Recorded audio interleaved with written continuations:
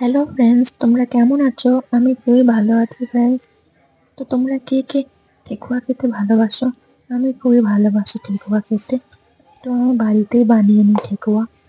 দেখো আমি বাড়িতে কিভাবে ঠেকুয়া বানাই, আর আমি যেভাবে বানাই সবারই পছন্দ হয়। আমার ঠেকুয়া খেয়ে সবাই খুবই ভালোবাসে, আর খুবই নাম করে আমার ঠেকুয়া খেয়ে সবাই।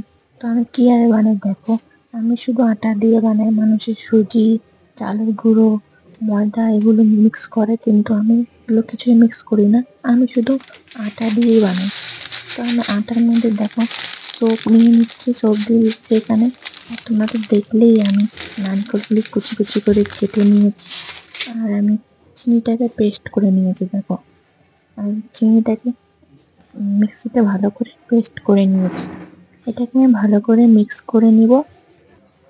হাত দিয়ে দেখো মিক্স করে নিয়েছি। এখানে আমি পরিমাণ মতন দিয়ে দেবো রিফাইন তেল। রিফাইন তেলটা দিয়ে আমি এটাকে ভালো মতন ময়ামটা দিয়ে ভালো করে হাত দিয়ে মিক্স করে দেখো। এটাকে উপরে ভালো করে মিক্স করব। তারপরে হাতের মধ্যে গোল গোল করে দেখবো যে লাড্ডু হচ্ছে কিনা।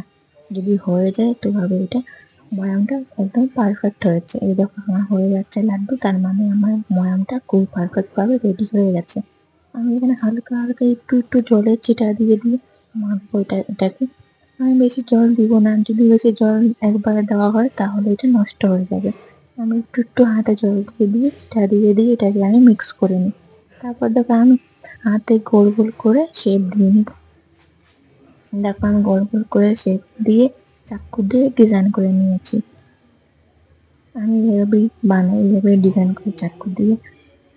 তো তারপরে আমি এটাকে গোল গোল করে রেডি করে রাখবো। গোল গোল করে শেপ দিয়ে রেডি করে নিব একবার। তারপরে আমি তেলটাকে হালকা পরিমাণ গরম করব, বেশি গরম করব না, একটু হালকা গরম করব। তারপরে আমি দিয়ে দিব কড়াইতে, এক এক করে দিয়ে দিব। আর আমি গ্যাসের যেটা স্টিম আছে এটাকে আমি একদমই লো রাখবো, যে একভাবে এটা জ্বলে না যায়। খুবই লো স্টিমে আমি এটাকে ফ্রাই করব। একটু টাইম লাগবে, কিন্তু জিনিসটা খুবই ভালো হবে আর মচমচা হবে।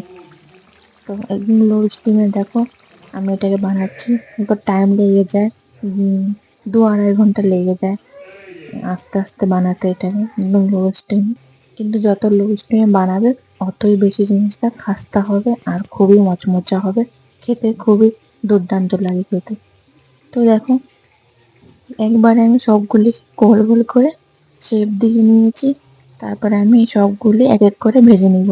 আর গাইস তোমরা কিভাবে বানাও ঠেকুয়া জানাবে। আমি তো এইভাবেই বানাই। দেখো আমার কি সুন্দর মচমচা হয়ে গেছে। যত ঠান্ডা হবে এটা আরো বেশি মচমচা হবে। এটা কালকে একদম বিস্কুটের মতন হয়ে যাবে, আজকে একটু গরম গরম তো তার জন্য। তো দেখো আমি এটাকে ঠান্ডা করার জন্য থালে রেখে দিয়েছি। এখন আমি একটু সময় একটু বাইরে রাখবো, তারপর একটু ঠান্ডা হওয়ার পর আমি এটাকে ডাব্বাতে ভরে রাখবো, কৌটোর মধ্যে সবগুলি ভরে রাখবো। তো গাইস তোমরা কিভাবে বানাও ঠেকুয়া জানাবে। আমি তো এইভাবেই বানাই, আর সবাই খুবই পছন্দ করে আমার ঠেকুয়াকে। আমার তো খুবই ভালো লাগে সন্ধ্যাবেলা চা দিয়ে খেতে। দেখো কি ভালো লাগছে দেখতে, আর খেতেও অনেকই ভালো হয়েছে। তো গাইস আমার চ্যানেলটি সাবস্ক্রাইব করে দিবেন। দেখা হচ্ছে নেক্সট ভিডিওতে। বাই।